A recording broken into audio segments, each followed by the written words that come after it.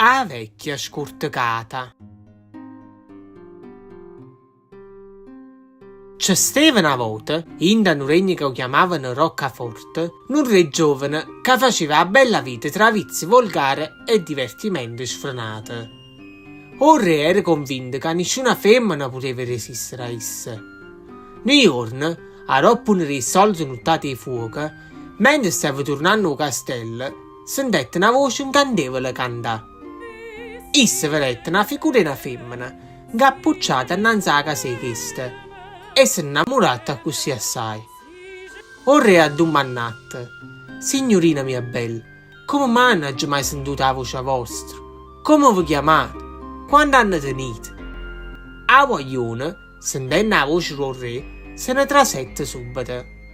Allora il re esclamato: «Si una guagliongella che si vuole far desiderare, ve?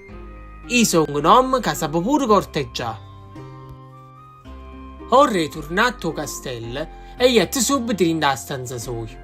Ha rapretto lo schignero suo, chine e gioielli, e pigliato una collana d'oro e prete prezioso. Mannato valletto suo a casa della guagliongella e chiste bussato alla porta ressa. L'uomo ricette che aveva una cosa pessa da parte del re suo. A guagliongella rispondette rimettere il dono rinda la cesta innanzi alla porta, e il valletto facette come ci ricette. A guagliongella, in verità, era una femmina vecchia che si chiamava Dora, che abitava con la sora Imma, più giovane ressa. E i due sorelle avevano sempre abitato insieme, segregate in casa, perché si pensavano che erano brutte. Quando Dora e la sora vedettero il regalo del re, tutte e due rimanettero insasiate. Dora domandata a Imma ripigliò lo specchio e poi si mettette la collana in canna, guardandosi. Imma consigliata alla sora che fosse stato meglio di tornare un regalo al re, a così per salutare i casini, visto che il re non sapeva il fatto che Imma non era una giovane ma una vecchia. Ma essa non stette assente e la facette sta zitta. Quando la notte scendette, il re jette a casa di Imma. Essa bussate alla porta e Imma rispondette: «Ci chiedete, mia bella guagliongella, vi è piaciuto il dono stamattina?» La femmina rispondette sì. Il re allora ricette: «Mi fa piacere la cosa. Voleste fare con il dono prezioso del mio cuore, a così da poter ammirare la bellezza vostra abbinata». Ma la femmina rispondette: «Sono coronata, re, ma una giovane vergine come a me tiene bisogno dei tempi suoi prima che si congedi in amore. Vi faccio vedere a voi quando è un momento giusto». Il re allora ha rispondette un poco sfasseruto: «Io ti voglio assai, bella mia, non me ne vaga fino a che non mi fai vedere qualcosa di te». La femmina allora, rinda la paura, o rispondette: «Vabbè, vi faccio vedere uno dei denti meglio».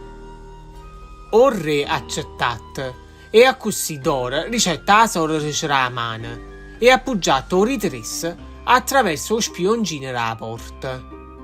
Il re ho carezzato e poi, a così pigliata la passione, ha cominciato a rollocare. Allora perché con un tono autorevole ricette: «Amore bello mio, non riesco a resistere, tengo bisogno di te vedere e ti stringere in le braccia mie. Apri sta porta, io sono con il re tuo e non mi può disobbedire». Allora Dora, rinda la paura, proponette al re: «E vabbè, maestà, siccome se degnate lasciare il castello suo per venire fino a capo a me, accetto l'invito vostro a mi incontrare, ma una sola condizione. Cioè mi incontrare assolutamente oscuro, perché qualsiasi luce arrovinasse la pelle giovane e delicata della mia». Il re accettate senza dicere niente e se niente. Prima dell'incontro, Dora tentò di estendere le vighe rughe della pelle sua usando una sostanza pizzicosa, venendo aiutata dalla sora. Si incamminate poi al palazzo, completamente arruccigliata rinda una coperta, e, oscura, venette accompagnata verso la stanza del re, da un valletto che ha studato ogni candela del castello. Ca trasette rindoliette e aspettate timorose. O re arrivate e passarono a rotta insieme. A mattina impressa, o re, mentre la femmina stava dormendo, pigliatte un cannelliere per guardare la femmina e scoprette così avere apparenza di d'oro. Incazzata e schifata la vista la vecchia, o re chiamatte i guardie e ordinatte di fare la femmina la coppa abbascia alla finestra. La femmina chiedette pietà, ma o re ha rispondette che non poteva avere perché era stata fatta fesse. O comanda venette fatta fa e d'ora venette ittata la coppa abbascia alla finestra arrucigliata in una coperta soia.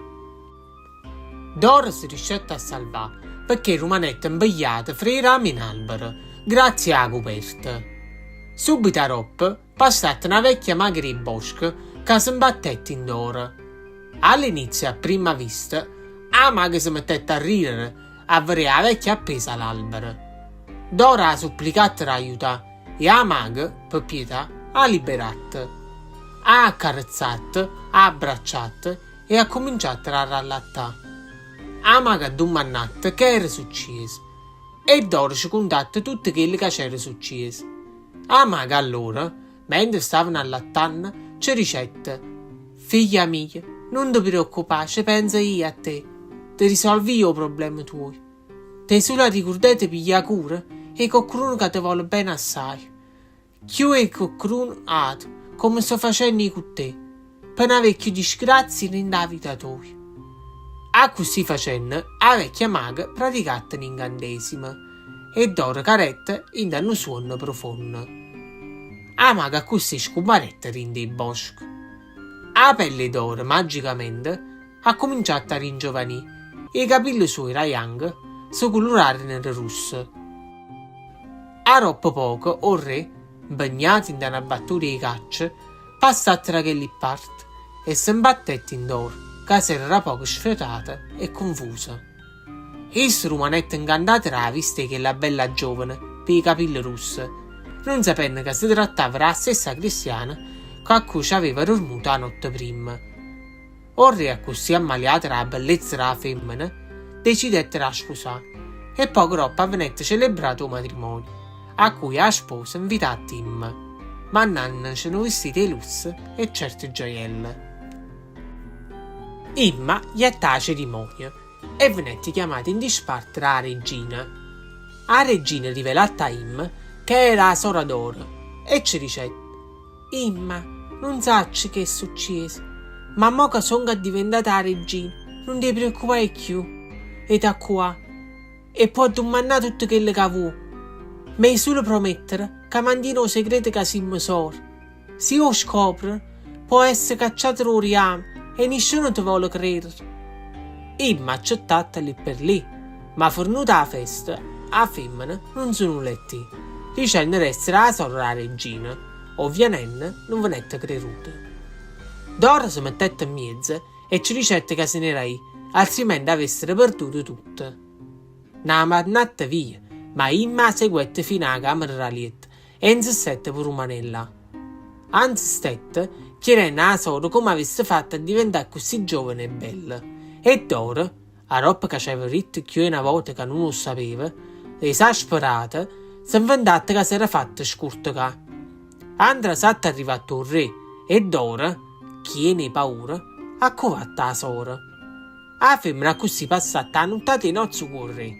Imma però si facette scuvare e il re ancora una volta chiamatte i guardie, comandando la raita fuori, nonostante i tentativi della sora, recalmò il re. O giorno dopo, Imma, devastata da quello che era successo il giorno prima, volle fare quello che la sora ci aveva detto e gli a cercare qualcuno che la voleva scurtare. Gruciato il barbiere del paese, ma chi si rifiutato, dicendogli che era una cosa impossibile perché poteva morire. Imma allora gli era una rota curtiella e ci chiedette di essere scurtata, proponendole i gioielli che la sora ci aveva dato e che si era messo in cuore al matrimonio. La rotina, allettata dall'offerta, accettata e portata la vecchia rindo al bosco, a cominciando la rascurtacà. Imma si incaponata verso il palazzo reale senza la pelle pieni di sangue e agonizzante. Tutte per via guardarono, sconvolto lo stato della femmina. Imma arrivato al palazzo e svenette in due cortili corto, morendo. In da quel momento avvenette un'eclisse solare e a così tutta la corte, compreso il re e la regina, scendette in due cortili per ammirare, ignorando Imma. La pelle d'oro così ha cominciato un'altra volta a diventare vecchia, perché la vecchia maga ci aveva detto che teneva a sapere cura della persona che chi voleva bene, per una vecchia disgrazia. E mentre tutti stavano impegnati a vedere l'eclisse che la capa anche in coppa, d'oro fuiettero il castello. Facette perdere le tracce sue e nessuno la vedette più. D'oro morette sola e vecchia a troppo poco tempo. And that's the end of the video. Thanks for watching. If you have any questions or opinions, let us know in the comment section. And please don't forget to leave us a like to support us, and subscribe to our channel so we can create more Neapolitan content. If you love our videos and would love to support us, check out our Patreon page, where you can find extra content. Click the link in the description for further details. See you soon.